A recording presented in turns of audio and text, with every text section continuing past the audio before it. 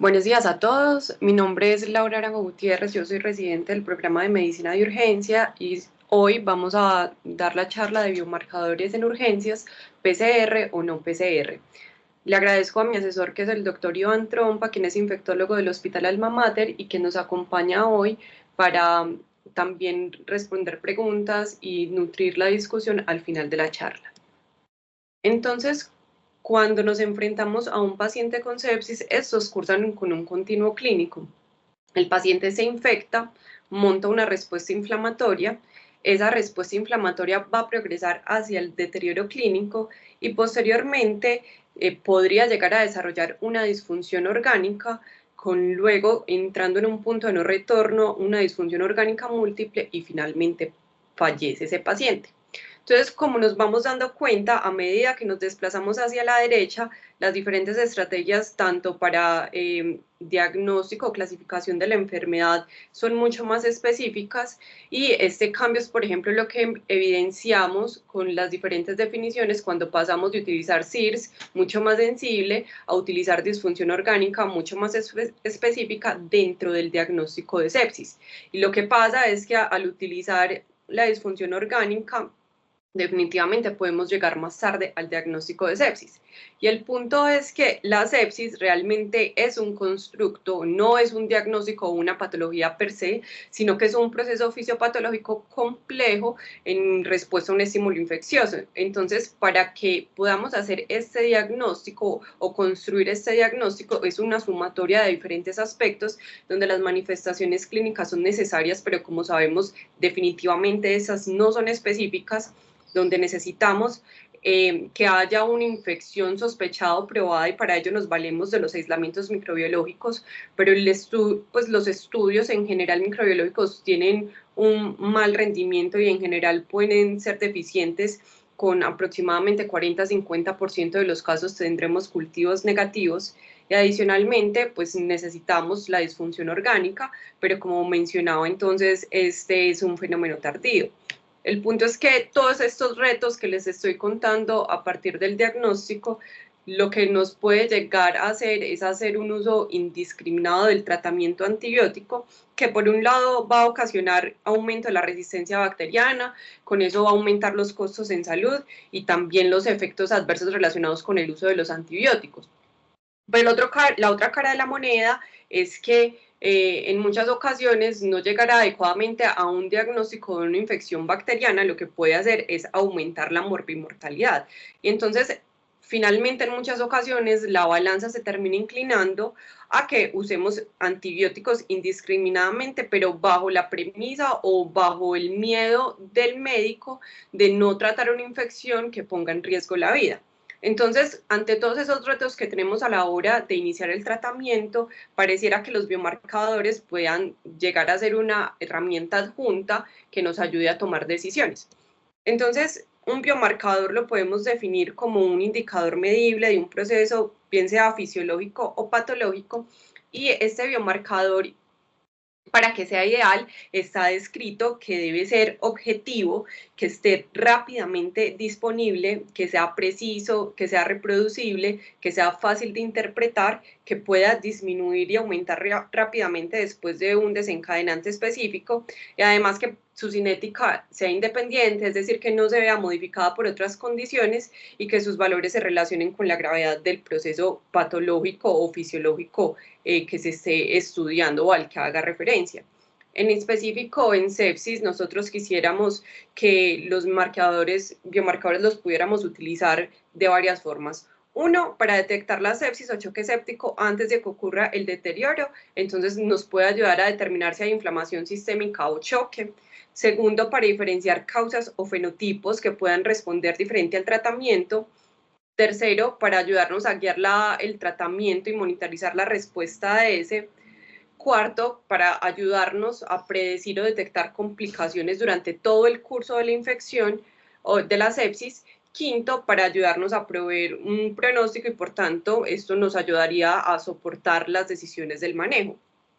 Y nosotros como médicos quisiéramos que en general esos biomarcadores en el contexto de sepsis nos ayudaran a responder las siguientes preguntas, y es: ¿cuál es la probabilidad de infección?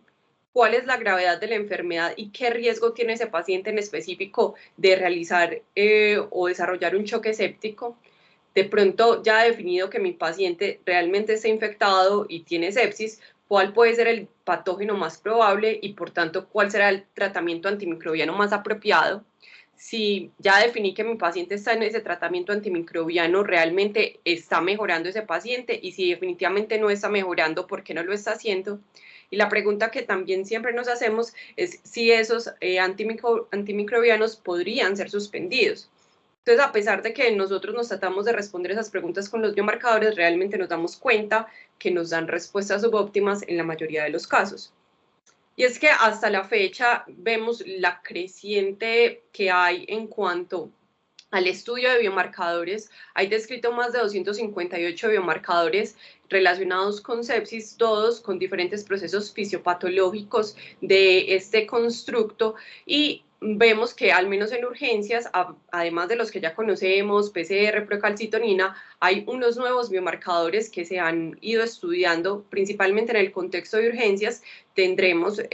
la proadrenomodulina, los neutrófilos CD64, presepsina, interleuquina 6. Sin embargo, son muchísimos y la evidencia no es tan fuerte para apoyar su uso en este momento, y tampoco los tenemos rápidamente disponibles para tomar decisiones con ellos. Entonces, podríamos llegar a dividir esos biomarcadores o clasificarlos de acuerdo como a esos brazos que hacen parte del diagnóstico de sepsis. Y es que pueden ser biomarcadores de respuesta al huésped, donde tenemos la PCR y la procalcitonina como uno de los más estudiados, los biomarcadores que van a ser específicos de patógenos y que nos ayuden entonces, por tanto, a hacer un diagnóstico etiológico, donde tenemos, por ejemplo, los antígenos de influenza, de SARS-CoV-2, de neumococo, de criptococo, de legionela, y otros biomarcadores que podrían ayudarnos a hacer el diagnóstico de disfunción orgánica, que también hay muchísimos que están descritos, como para hacer diagnóstico de lesión renal aguda, de disfunción de la barrera hematoencefálica o disfunción de la barrera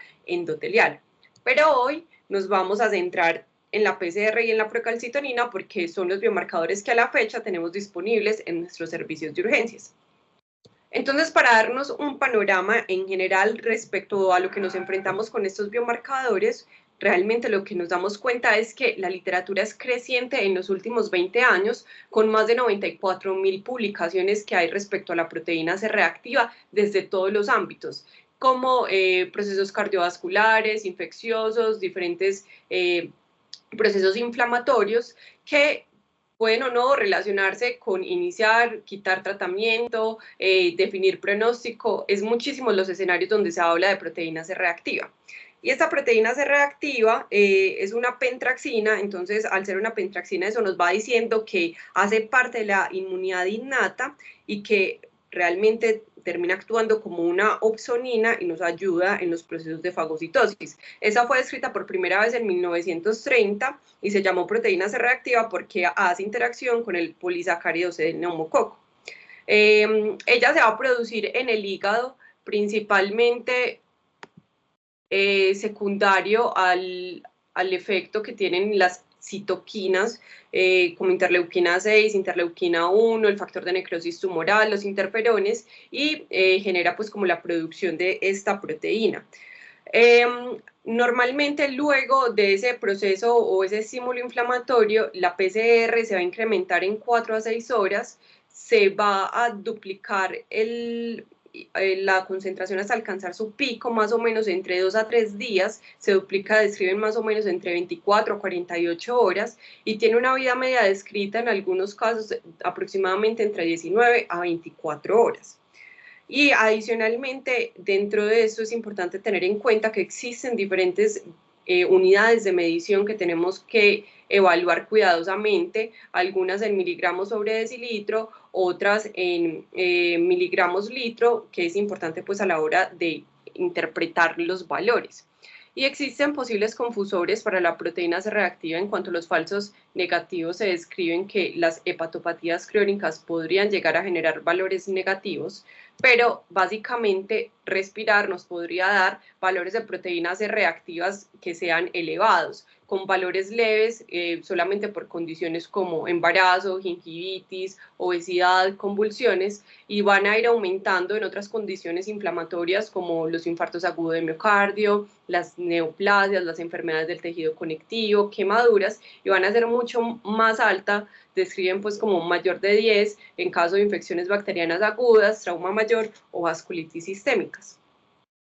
Y es que cuando queremos mirar cuál es el uso diagnóstico de la proteína C reactiva, tenemos como al menos para este caso dos contextos grandes. Uno, si yo voy a poder determinar si mi paciente tiene una infección bacteriana o no, y otro para evaluar el diagnóstico de sepsis. Y para discriminar entre infección bacteriana versus una causa no infecciosa de la inflamación, encontramos que la PCR tiene una sensibilidad que puede ir entre un 62 a un 84%, con una especificidad entre un 56 y un 77%. Y si nos centramos solamente para definir si se trata de una infección bacteriana versus viral, la sensibilidad es alrededor del 86%, con una especificidad del 70% en este metaanálisis en específico. Más recientemente, en otro metaanálisis publicado en el 2019, para el diagnóstico de sepsis también encontramos que la PCR por sí sola tiene como un rendimiento diagnóstico moderado para hacer el diagnóstico de sepsis, con una sensibilidad del 80%, una especificidad del 61% y un área bajo la curva del 73%. Entonces, finalmente esto lo que nos ayuda a concluir es que por sí sola la PCR no nos va a permitir discriminar si estamos ante una infección viral o bacteriana o si el paciente está séptico o no.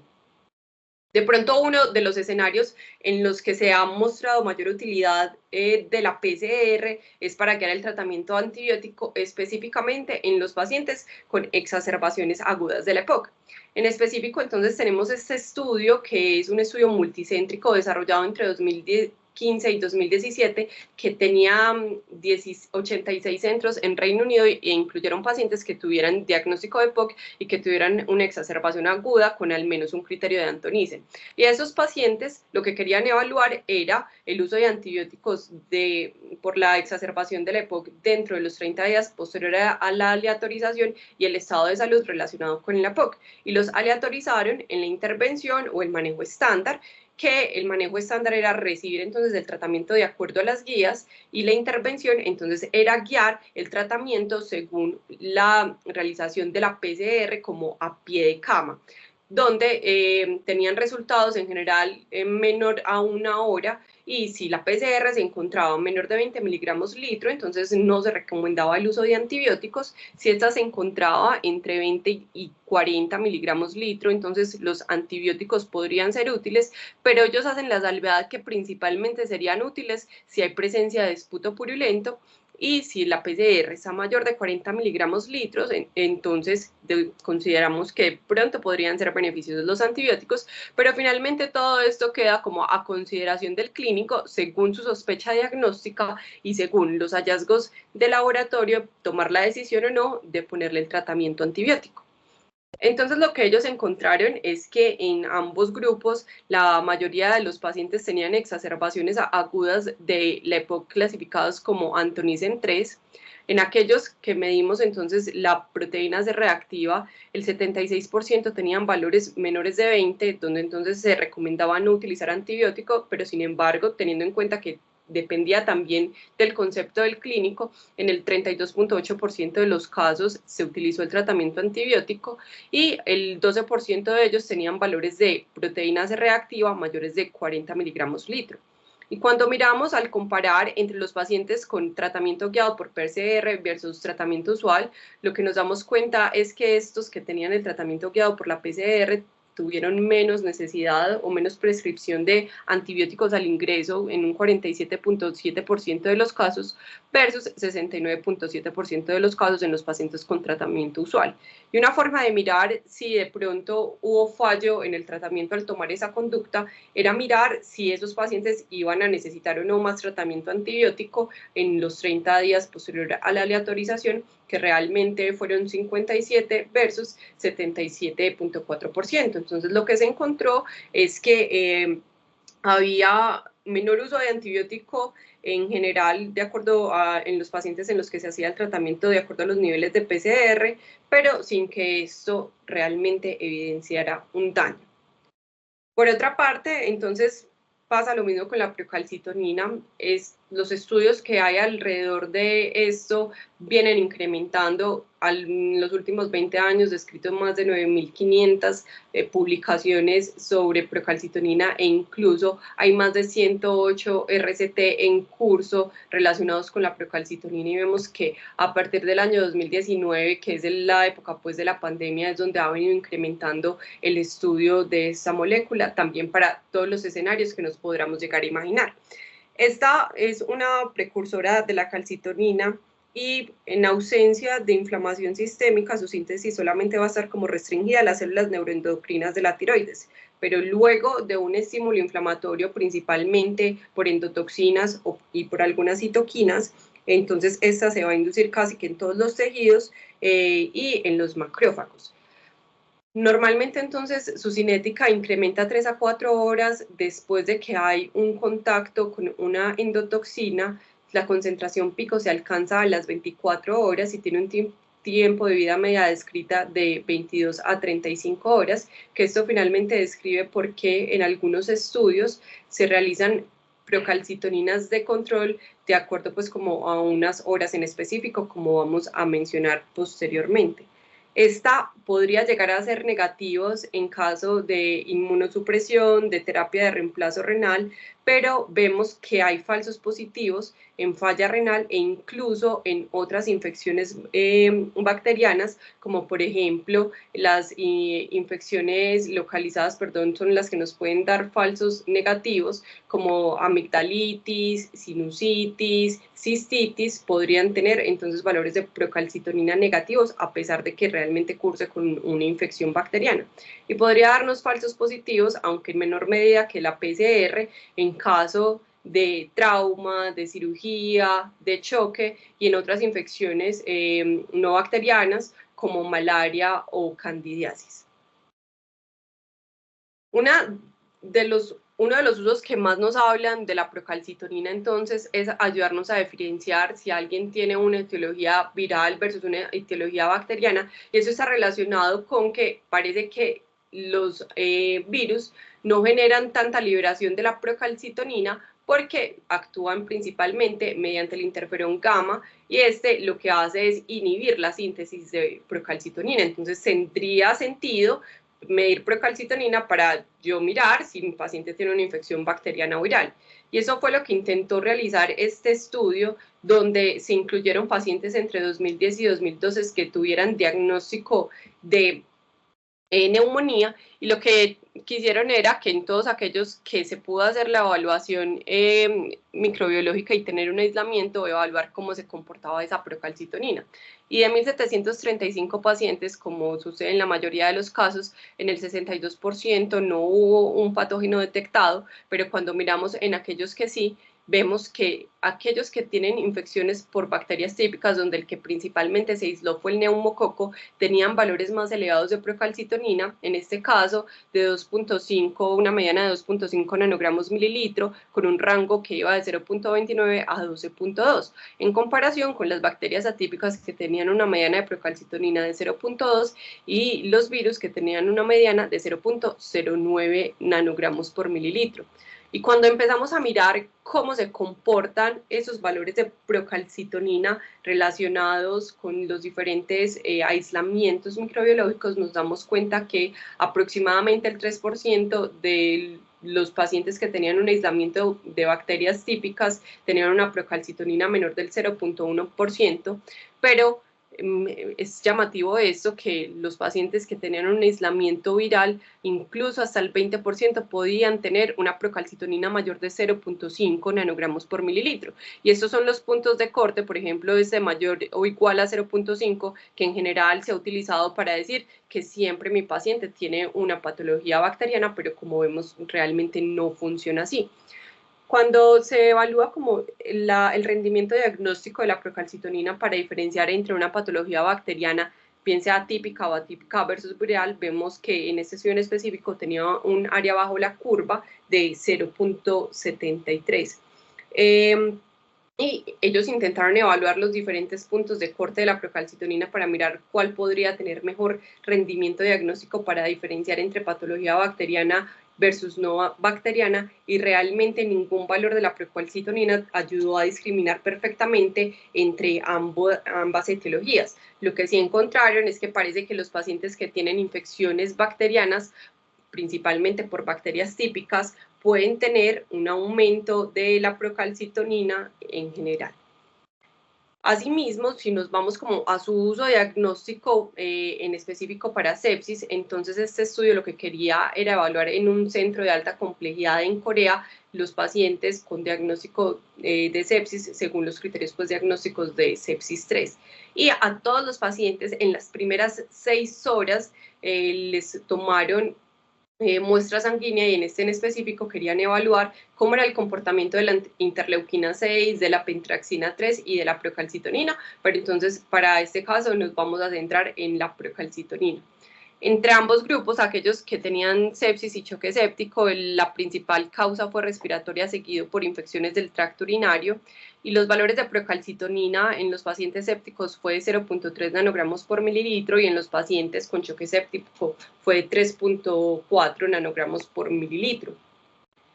Definitivamente lo que nos mostró el estudio es que pareciera que la interleuquina 6 es el que tiene mejor rendimiento diagnóstico para hacer el diagnóstico de sepsis, según pues, los criterios de sepsis 3, pero centrándonos entonces en la procalcitonina, para sepsis se encontró que tenía un área bajo la curva de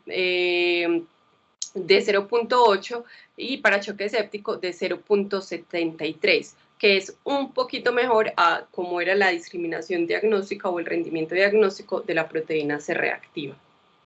Asimismo, entonces, empezamos a mirar que la procalcitonina también nos podría llegar a servir para definir el tratamiento antibiótico. Entonces, desde hace muchos años esto nos ha intentado mirar sobre todo en las infecciones del tracto respiratorio, porque son las condiciones que generalmente nos van a dar más duda diagnóstica, porque hay muchísimas causas de las condiciones respiratorias virales, bacterianas, inflamatorias, no infecciosas, que pueden llegar a confundir al clínico, y es por eso que termina siendo como las condiciones en las que más se prescriben antibióticos. Entonces este es uno de los estudios principales de donde salen los valores de procalcitonina que continúan recomendando para la toma de decisiones, en la que en un solo centro incluyeron pacientes que tenían disnea o tos y que tuvieran infección del tracto respiratorio inferior, y también los aleatorizaron entre recibir un tratamiento antibiótico guiado por procalcitonina versus no recibir, pues recibir el tratamiento antibiótico de acuerdo al manejo usual. Y cuando nos centramos en la intervención, entonces lo que ellos hablan es de acuerdo como a esos valores que les mencionaba ahorita. Si había una procalcitonina menor de 0.1 microgramo litro, entonces esto nos podría hacer pensar que había ausencia de infección bacteriana, y la recomendación era no usar antibiótico. Si la procalcitonina estaba entre 0.1 y 0.25, lo mismo, decían, es poco probable que sea bacteriano, no use antibiótico. Entre 0.25 y 0.5 es posible que sea una infección bacteriana, entonces podría usarse antibiótico, y mayor de 0.5 microgramos litro es sugestivo de infección bacteriana, entonces recomiendan usar antibiótico. Claramente, de igual manera, entonces todo esto de acuerdo con la sospecha del clínico, tomar la decisión o no de iniciar el tratamiento antibiótico. Y lo que encontraron es que en ambos grupos la mayoría tenían neumonía, seguido por exacerbaciones de la POC y bronquitis aguda, y los valores de procalcitonina en ambos grupos estaban alrededor de 1.6 microgramos por litro. Cuando miramos cómo fue la prescripción del tratamiento antibiótico, vemos que en el grupo de pacientes que se guiaba por procalcitonina era 44% versus 83% en los que se hacía por el tratamiento estándar. que hubo definitivamente una reducción aproximadamente del 30% en el uso de antibióticos, que fue estadísticamente significativo la reducción en la exposición a antibióticos en el grupo de la procalcitonina, donde los grupos en que más se evidenció esto eran en las exacerbaciones de la EPOC y las bronquitis, y en instancias como la neumonía, pues realmente se confirmaba la necesidad del uso de antibiótico y que esto tuvo un desenlace favorable en la mayoría de los pacientes. Pero lo que quiero resaltar acá también es que, si bien esto es un estudio muy viejito, en el 2004, y vemos que ha cambiado mucho el tiempo recomendado para los manejos antibióticos en las diferentes patologías, vemos que acá la procalcitonina, en el grupo guiado por procalcitonina, la duración del tratamiento era de 10.9 días versus 12.8 días. Y en general muchos de esos estudios que se han realizado con procalcitonina lo que han demostrado es que pueden llegar a disminuir el tiempo de tratamiento antibiótico al menos un día. Y esto se ha seguido estudiando a lo largo del tiempo, pues de la mano con ese potencial diagnóstico. Entonces se continuaron haciendo estudios principalmente también para que nos ayude a definir cuándo podría llegar a suspender el tratamiento antibiótico. Y en este caso, entonces, tenemos este estudio que es el PREOSP, que incluyó 6 departamentos de urgencias en Suiza entre 2006 y 2008. Incluyeron de igual manera pacientes con diagnóstico de infección del tracto respiratorio inferior, y lo que querían evaluar era cómo era el efecto de guiar el tratamiento por procalcitonina versus hacerlo según las guías para el desenlace compuesto de desenlaces adversos a 30 días, que estaba definido por muerte de cualquier causa, admisión a UCI por cualquier razón, complicaciones específicas de la infección, bien sea persistencia o desarrollo de neumonía, absceso pulmonar, empiema o SDRA, o recurrencia de la infección del tracto respiratorio inferior. Entonces me quiero detener en cómo fue el algoritmo que utilizaron en el grupo de intervención, que era aquellos que seguían el tratamiento antibiótico según la procalcitonina, exactamente parecido a lo que mencionábamos ahorita. Si había niveles de procalcitonina menores en general de 0.25, se desaconsejaba el tratamiento antibiótico, pero incluso ellos dicen, vean, es que a pesar de sus niveles de procalcitonina, así estén bajas, considere darle tratamiento antibiótico en estas condiciones que son de alto riesgo, que son aquellos pacientes que tienen inestabilidad, bien sea respiratoria o hemodinámica, que tienen comorbilidades graves como inmunosupresión, que tienen una infección crónica, o que tienen infecciones no respiratorias que requieran tratamiento, o que estén desarrollando complicaciones, por ejemplo, empiema, e incluso de acuerdo pues como a la gravedad de la neumonía o de la exacerbación de la EPOC, describían que podría llegarse a utilizar tratamiento antibiótico a pesar de estos valores bajos de la procalcitonina. Y si los valores de procalcitonina estaban mayores de 0.25 o mayores de 0.5, recomendaban utilizar tratamiento antibiótico, pero entonces para poder definir si yo le podría llegar a quitar ese tratamiento antibiótico al paciente, es necesario hacer mediciones seriadas de la procalcitonina al inicio, entre los días 2 y 3, 4 y 5, 6 y 8, y cada 2 días después del día 8 para guiar el tratamiento, pues para guiar como el tratamiento antibiótico. Y finalmente se podría llegar a suspender ese tratamiento si en algún punto se encontraba menor de estos umbrales, o si al inicio tenía una procalcitonina elevada mayor de 5, y en las procalcitoninas de control veía una disminución mayor del 80 al 90% respecto pues como a ese valor pico de la procalcitonina. Entonces, de igual manera, a como hemos venido evaluando en los estudios previos, la mayoría de pacientes tenían neumonía, exacerbación de la EPOC y bronquitis aguda, que se comportó igual en los dos grupos, con valores similares de procalcitonina al ingreso y de PCR, sin demostrar pues, diferencias estadísticamente significativas. Pero lo que encontraron entonces es que hubo una disminución en la prescripción inicial de tratamiento antibiótico, tanto en los pacientes hospitalizados como ambulatorios, siendo 90.3% en los pacientes del manejo estándar, es decir, según las guías, versus 78.3% en los pacientes en que se guió el manejo según la procalcitonina, y en los pacientes ambulatorios 59.3% versus 32.6%. Y para ese desenlace primario, que era la ocurrencia de desenlaces adversos, el uso pues como del tratamiento guiado por la procalcitonina fue no inferior al manejo estándar, y asimismo lo que encontraron es que en los pacientes con el manejo guiado por procalcitonina tenían un menor tiempo de exposición a antibióticos, en promedio eran 5.7 días versus 8.7, y adicionalmente había menor prescripción de antibióticos y menores eventos adversos relacionados con antibióticos. Entonces, si nos llevamos, digamos, esto a la práctica clínica, normalmente en nuestro medio lo que vemos es que si voy a tratar, digamos, una neumonía adquirida en la comunidad en pacientes sin factores de riesgo, normalmente utilizamos ampicilina sulbactam, y buscando en promedio, según el termómetro de precios, aproximadamente el Unasyn, que es la marca, entonces un día de ampicilina sulbactam para el tratamiento de NAC costaría 120.000 pesos al día, y si yo defino entre 5 a 7 días, pues el tratamiento total podría ir entre 600.000 a 840.000, pues estos son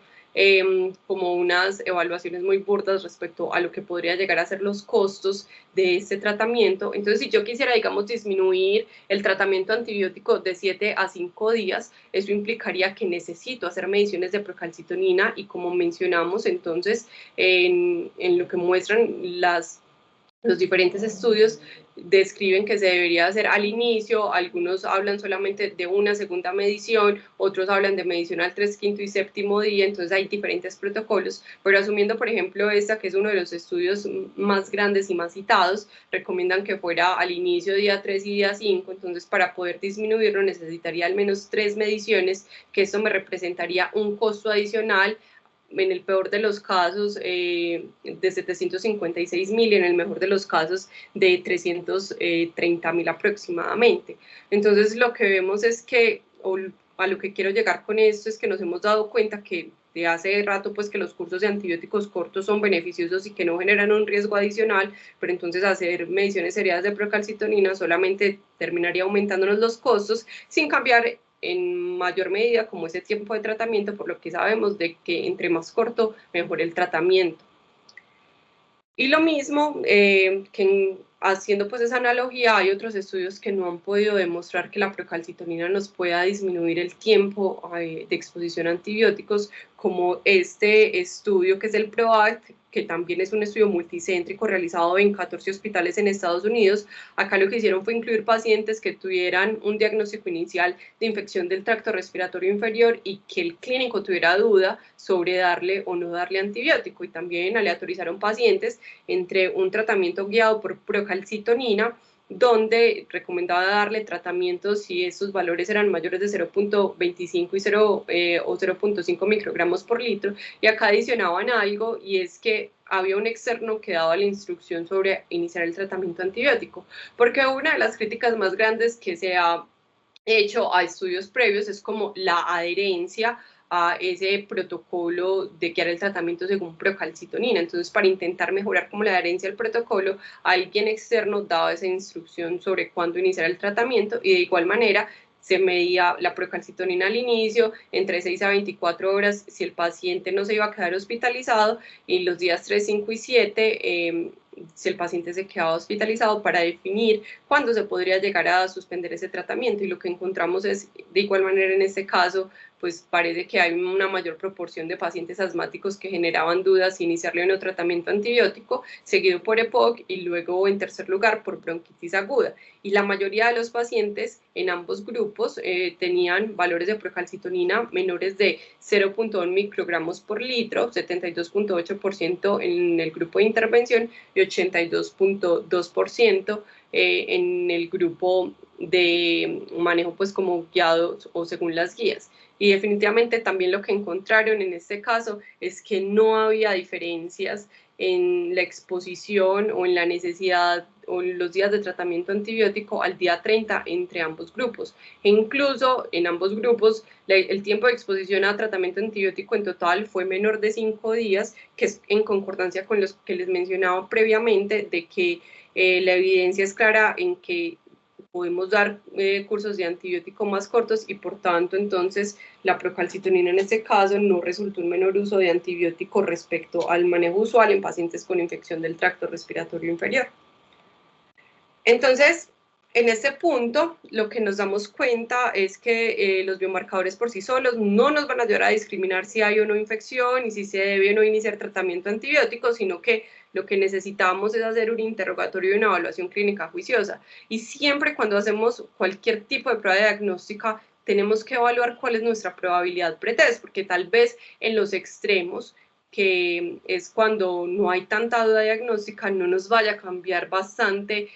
la conducta que íbamos a tomar, que en este caso puede ser iniciar el tratamiento antibiótico si yo tengo una sospecha o una alta probabilidad pretest de que mi paciente tiene una infección bacteriana, pero realmente donde podrían llegar a ser útiles son principalmente cuando tenemos esa área de incertidumbre, que la probabilidad pretest lo que nos ayudaría es ajustar esa probabilidad post-test y con ello terminar tomando decisiones de si puedo iniciar tratamiento, de si no inicio tratamiento o si por su parte sigo con la misma duda y antes tengo que realizar nuevos estudios para poder llenarme de motivos respecto a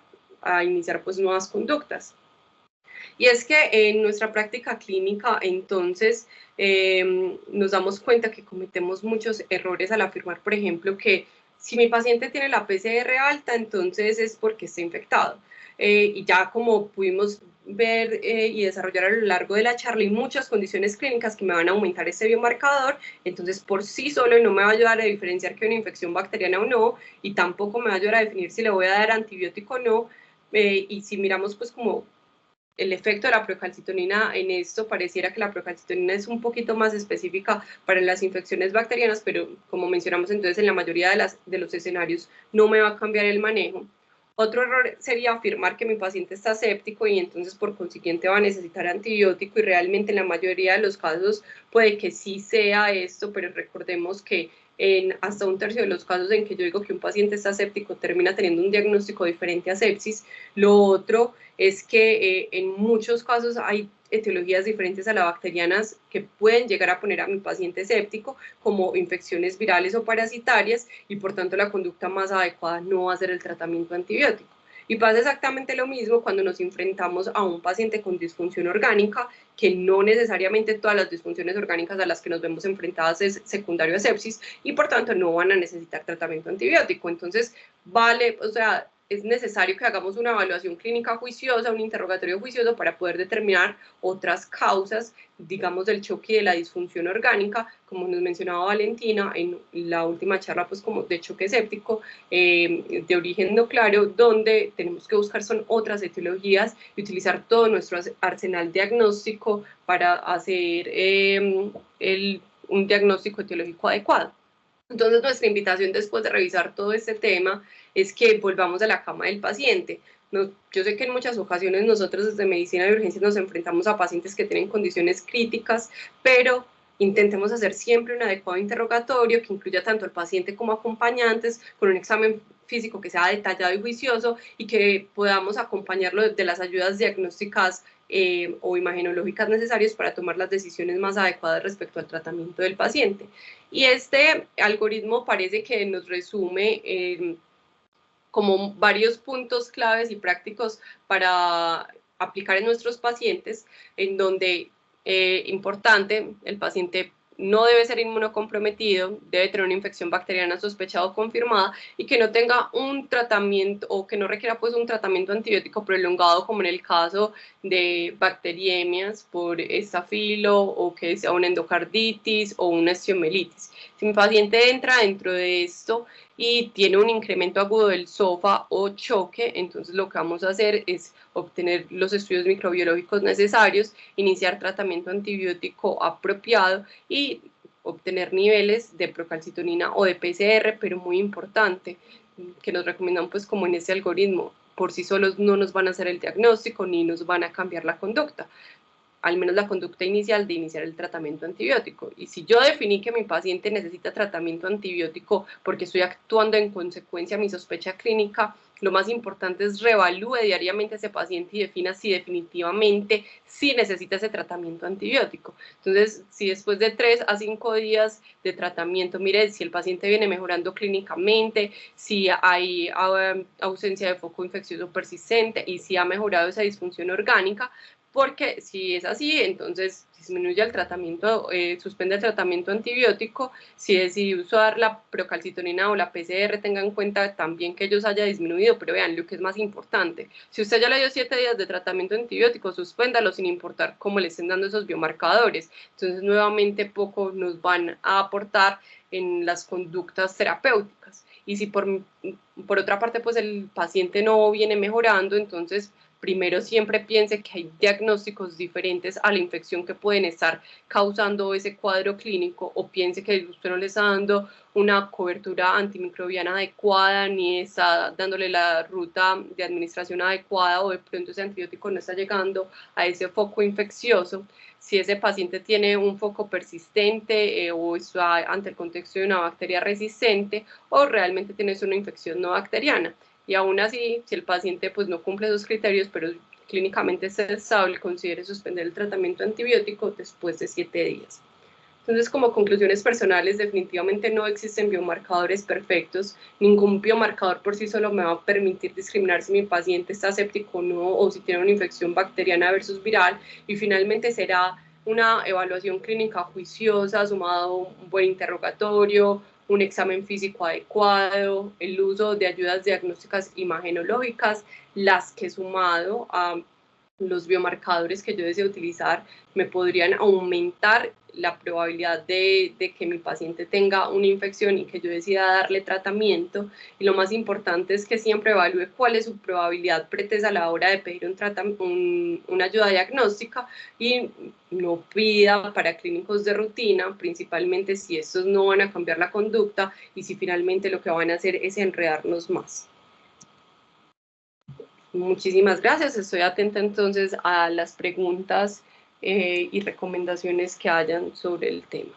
Laura, muchas gracias por la revisión. De verdad que ese es un tema bastante importante y que realmente sí amerita pues tener este tipo de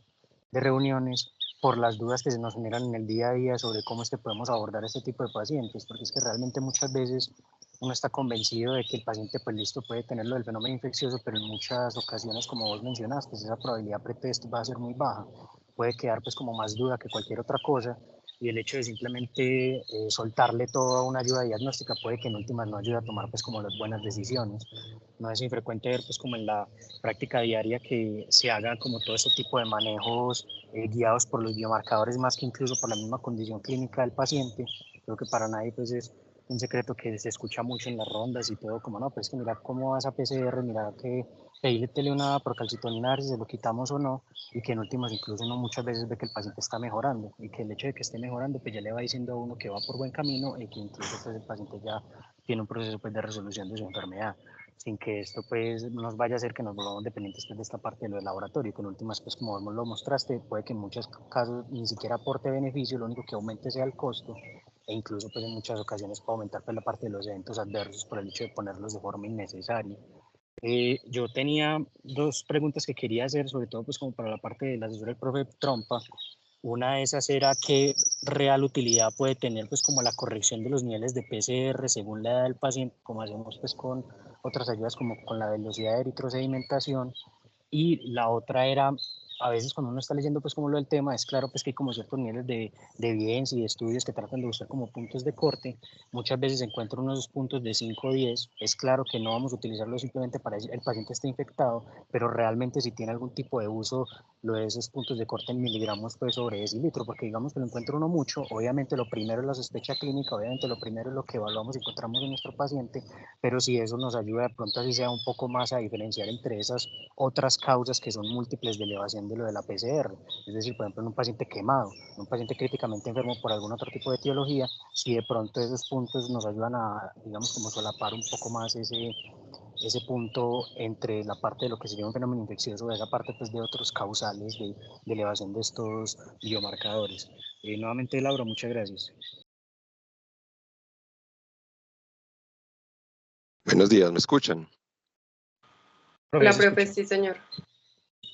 Bueno, muchas gracias a Laura por la revisión. Yo creo que este siempre va a ser un tema muy importante sobre todo para enfatizar que las cosas en clínica tienen que ver con la clínica, ¿cierto? Porque al fin y al cabo las ayudas para clínicas lo que hacen a nosotros es aumentarnos una posibilidad clínica que le llamamos post-test, ¿cierto? Pero realmente la posibilidad sigue siendo clínica. Entonces, pues para responder las preguntas del doctor Daniel, número uno, ¿qué tan importante o qué tan útil es ajustar la proteína C reactiva con base en la edad? Pues yo creo que sí existe un tipo de variación en general de todos los parámetros inflamatorios con respecto a la edad. Sin embargo, no creo que esto sea, mejor dicho, no creo que tener en cuenta esto nos vaya a sacar el problema más importante que tenemos con la solicitud de biomarcadores, porque yo como veo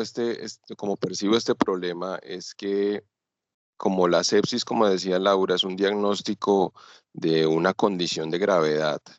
y no realmente un diagnóstico de una enfermedad específica. Entonces, cuando vemos una proteína C reactiva elevada, decimos, bueno, es que esta persona pues está más gravemente enferma que si no tuviera este biomarcador elevado.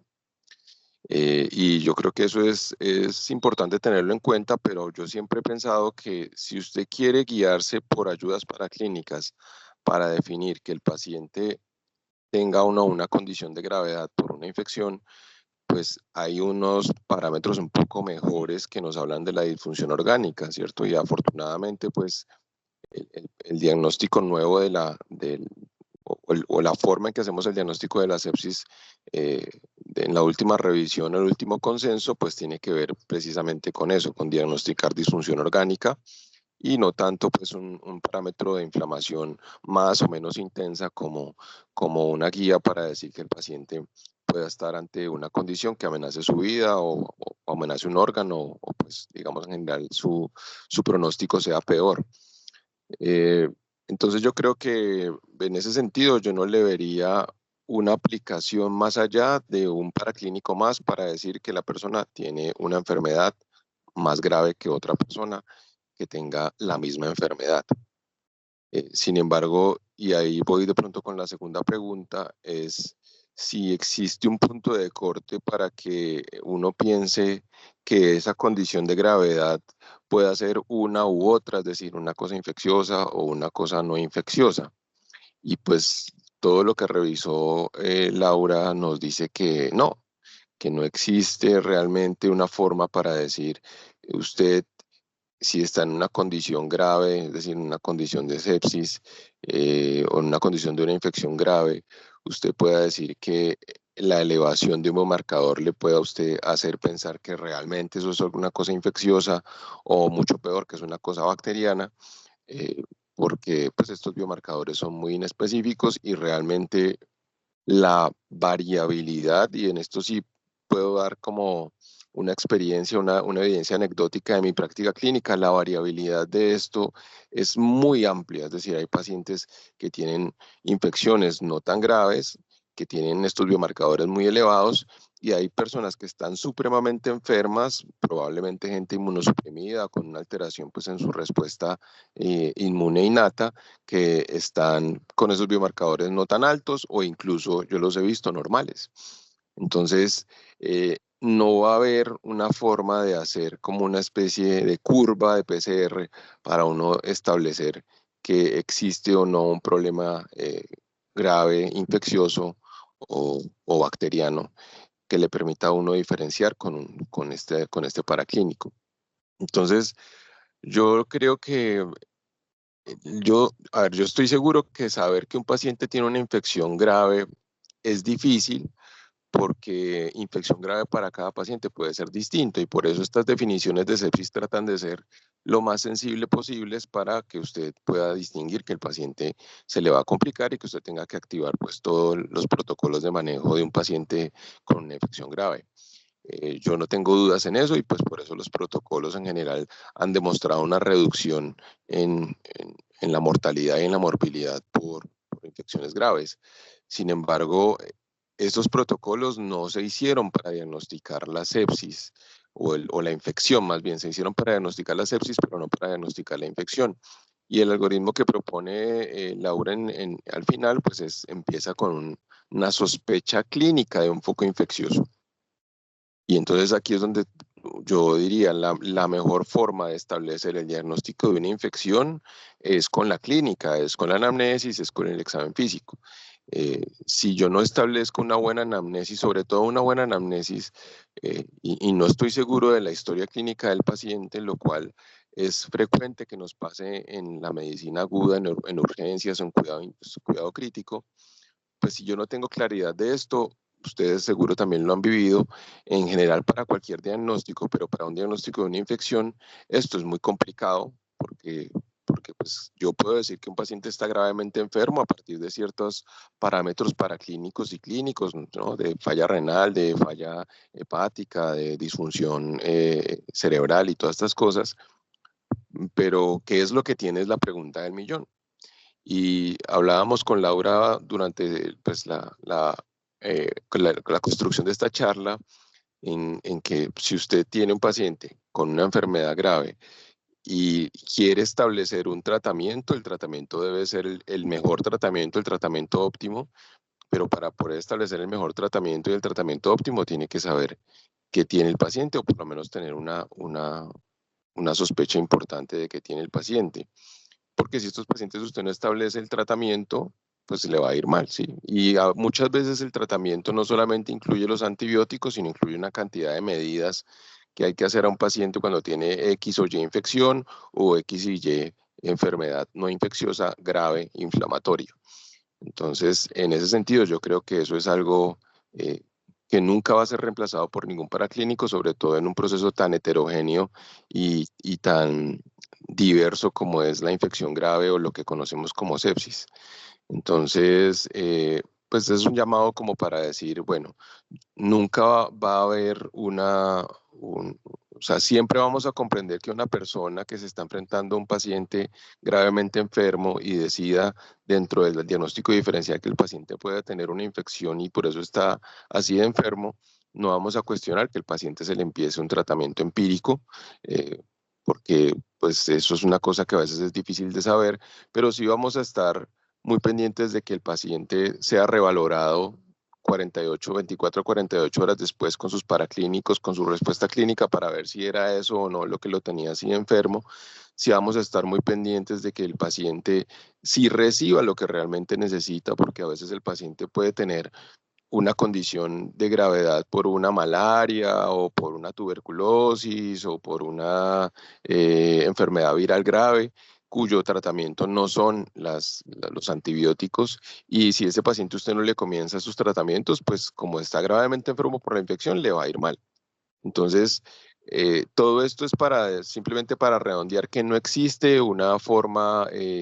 única de hacer el diagnóstico de una infección. Eso es un diagnóstico que es clínico y que definir la gravedad me parece que aunque los biomarcadores son útiles, en ese sentido creo yo que es mejor utilizar otras cosas de disfunción orgánica mucho más específicas.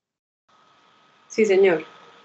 Sí, antes que nada quería felicitarte. A mí me parece muy, cuando uno está ahí en el ruedo del día a día, le parece que, pues que realmente es un tema complejo, ¿cierto? Esa toma de decisiones ahí constantemente en la elección de tomar o no, de poner o no poner antibióticos, o realmente hay gérmenes que son igual de graves, como ya lo comentó el profesor Trompa, y realmente no necesitan antibióticos, pero igual la gravedad del paciente es muy evidente, ¿cierto? Yo algo que tenía una pregunta es, en el contexto nuestro de la clínica León 13, ¿en qué servicio se utiliza la repetición de biomarcadores seriados como por calcitonina, profe? ¿En qué servicio los están utilizando ahorita? O sea, porque realmente uno en urgencia, uno ve que eso no, pues no es lo que uno más lo acostumbra a hacer, ¿cierto? Sobre todo infiriendo costos, infiriendo toda la dificultad que puede haber pues, detrás de esta toma de decisiones de estar repitiendo por calcitonina. ¿Pero en qué servicio lo utilizan normalmente? Sí, ahí se oye, profe. Bueno, a ver, yo creo que lo que pasa es que hay muchas razones por las cuales usted quisiera hacer una medición seria de biomarcadores. Y ahí también hay que irse a la evidencia, porque de eso sí tenemos un poquito más de evidencia al respecto. Yo creo que la utilidad grande de la medición seriada está en el sentido de poder suspender o reducir la exposición a los antibióticos. Entonces, en el sentido práctico, ¿quién sería ese paciente? El paciente que usted sospecha que ya mejoró clínicamente y que usted quiere recortarle el tratamiento antibiótico para la condición que tiene. Digamos, vamos a decir que tiene una neumonía y usted le va a dar 7 días, pero no le quiere dar 7 días, sino que le quiere dar 5 días. Entonces usted mide ahí los biomarcadores de forma repetida y encuentra que hay una disminución importante de ellos y ahí la puede suspender. Usted podría decir también, mejor no le mido los biomarcadores y le doy 7 días de... Perdón, ¿me escuchan? Hola. Sí, señor, ahí se oye, sí, señor. Listo, la otra cosa que usted podría hacer es no medir el biomarcador y darle los 7 días de antibiótico, y usted pues se ahorra costos, como decía también Laura en uno de los estudios que mostró. Sin embargo, lo que uno vea muchas veces, y esto lo ve uno en los servicios de paciente inmunosuprimido sobre todo y del paciente crítico, donde usted dice, el paciente no va bien, entonces le pedimos un biomarcador, y si el biomarcador va para arriba, eso quiere decir efectivamente que no va bien, porque en ese sentido, volvemos a lo mismo, aplica el problema de la especificidad del biomarcador, ¿sí? Nosotros utilizamos mucho esta técnica cuando estuvimos en la epidemia del COVID, donde si el paciente llegaba con una COVID-19 grave pero no crítico,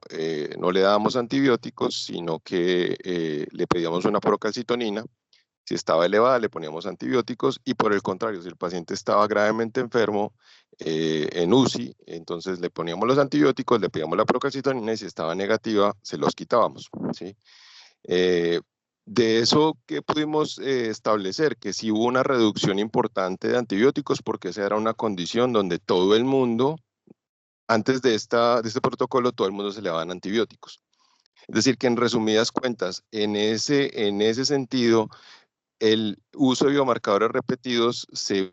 la utilidad de ese uso es reducir el sobreuso de antibióticos.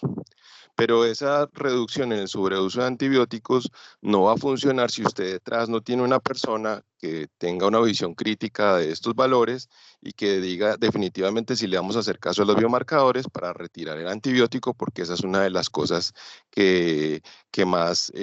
dificultad nos da a los clínicos. Decir, venga, en serio, sí le vamos a quitar el antibiótico, pero vea que este señor estaba muy enfermo, no, vea que esta persona estaba, no sé, estaba séptico hace 3 días o hizo fiebre hasta ayer, ¿sí? Porque si no va a haber una evaluación crítica de los biomarcadores, yo no le veo ninguna utilidad. Y por ejemplo, nosotros tenemos un problema importante con eso en los servicios de hemato-oncología en el hospital, porque básicamente se le hace diario a los pacientes PCR, y apenas empieza a subir, así el paciente no está enfermo, pues se le mandan antibióticos, y por el contrario, cuando ya tiene antibióticos, pero la PCR ha bajado mucho, no se le suspenden los antibióticos, porque el paciente entonces en ese sentido no, o tuvo fiebre hasta ayer, o todavía se ve maluquito, o entonces como que utilizamos el biomarcador a nuestro antojo para justificar la conducta que vayamos a tomar, y realmente de eso no hay evidencia. Entonces, lo mismo pasa en el paciente crítico, cuando pues creemos que el paciente se le sube la PCR, y entonces por esa razón vamos a usar un antibiótico. O sea, si usted quiere justificar el uso de antibiótico, puede hacerlo de muchas formas, pero los biomarcadores no van a ser una forma específica de decir qué es lo que tiene, sobre todo en un momento donde utilizar los antibióticos de forma indiscriminada y además no identificar que tenga el paciente, pues va a hacer que esos pacientes que estén graves o inmunosuprimidos no les vaya bien. Entonces, en conclusión, ¿yo qué diría? Repetir los biomarcadores es una cosa que yo haría cuando quiero hacer uso racional de antibióticos. No la haría cuando voy a seguir el paciente que va mal, porque para eso tengo otras herramientas clínicas y paraclínicas. Y tampoco lo haría para que un paciente que está críticamente enfermo le empiecen a subir los biomarcadores sin ninguna otra condición clínica, y entonces pienso que está infectado y empiezo a ponerle tratamiento antibiótico, porque de esas dos últimas no existe evidencia al respecto.